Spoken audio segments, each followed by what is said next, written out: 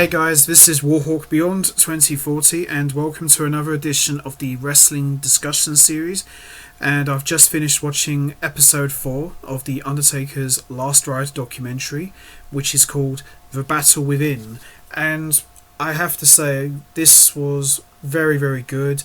I felt this was a lot more stronger than episode 3. Not saying that episode 3 was bad, it was still enjoyable, but I thought episode 4 was just a little bit better.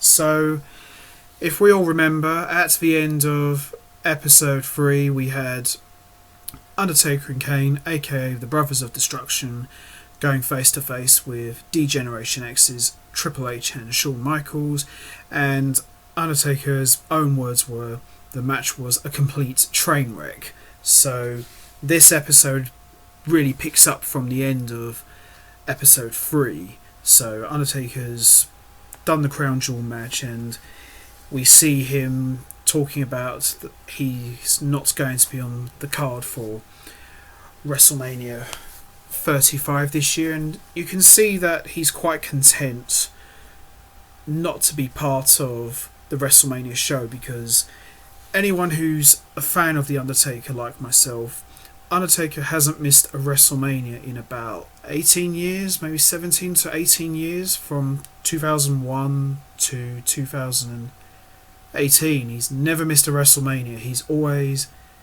been on the card for a WrestleMania, whether that's a main event or a big match or any situation like that. He's always been there. So to see him coming to grips with, I'm not actually got a match at this year's WrestleMania, was really interesting, because prior to that WrestleMania, Undertaker missed 2 WrestleManias. The first one was WrestleMania 10 and the second one was WrestleMania 16. So this was the first time in almost 20 years that he's not part of WrestleMania. So it was really interesting to see him as a spectator, as a fan, if you will, and we got to see him and his wife and his daughter just hanging out at Fan Access and talking to all the legends, Batista, Triple H, and saying hi to Shane McMahon and all sorts of different guys, and it was really refreshing to see that side. And just like we've seen in the previous 3 episodes, Undertaker is so respected and so loved by everybody, and the relationship with Vince McMahon, we got to see a bit more of that, and it's a very playful, at times brotherly, fatherly son sort of relationship, and it was really nice to see that. We also got to hear Undertaker talk about the infamous Starrcade 2 autograph signing, where that was the situation that was going on at the time when AEW show was just about to start, and Undertaker explains that him and Vince had a bit of a fight about that. Vince thought that, what are you doing? And he said, well, I'm doing this signing. I said, well, why are people saying that you're going to be doing these certain things?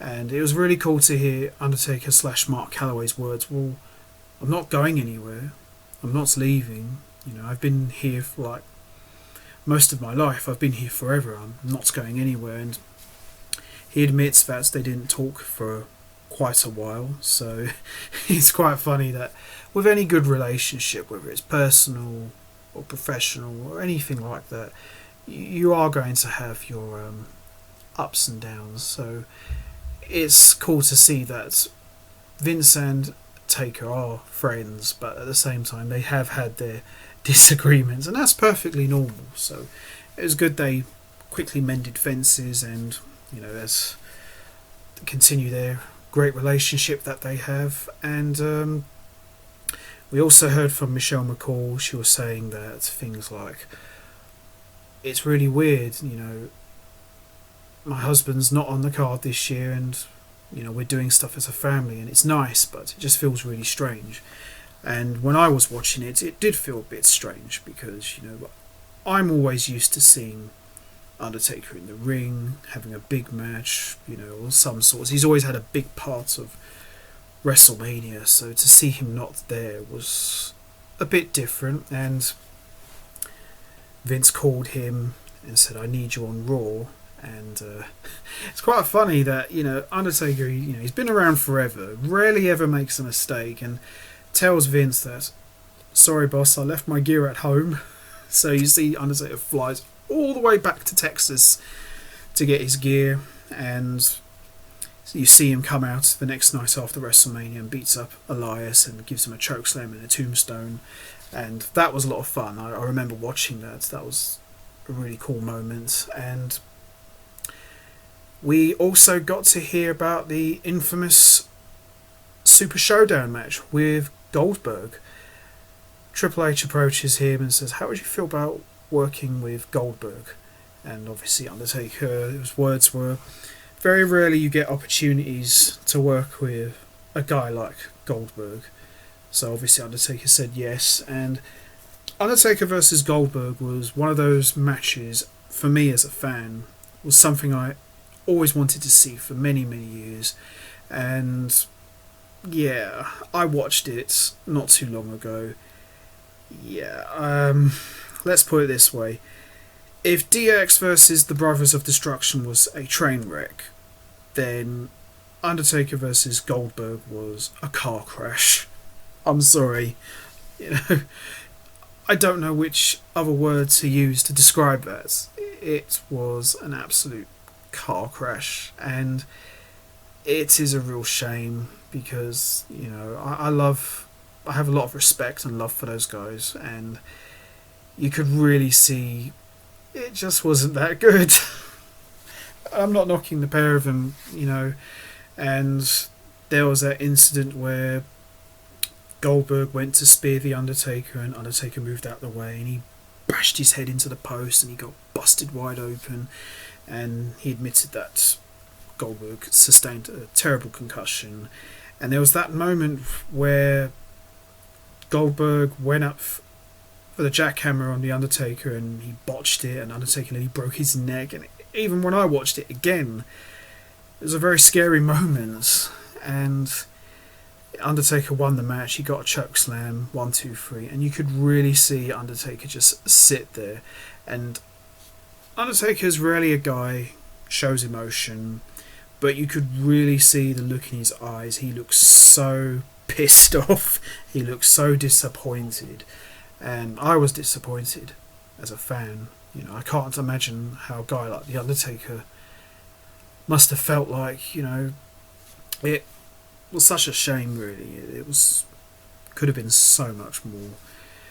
And also, getting to the other stuff momentarily, as I said, we see Undertaker and Paul Bearer rehearsing in the graveyards with their graveyard segments and the caskets, and it was really good to see, the relationship that Paul Bearer and Undertaker had in and out of the ring. And Undertaker, as he said, he lived that character 24/7, both in and out of the ring, and that's true dedication, to the man that he is, and very rarely ever broke character. We even got to see some funny moments where Kurt Angle and JBL were at different points trying to get him to break character. We even had that famous moment off camera on Raw where Booker T and Goldust and everybody was trying to get Undertaker to do the spinneroonie, and it just didn't work. And that's a testament to Mark Calloway's dedication to the Undertaker character. He just refused to break character once.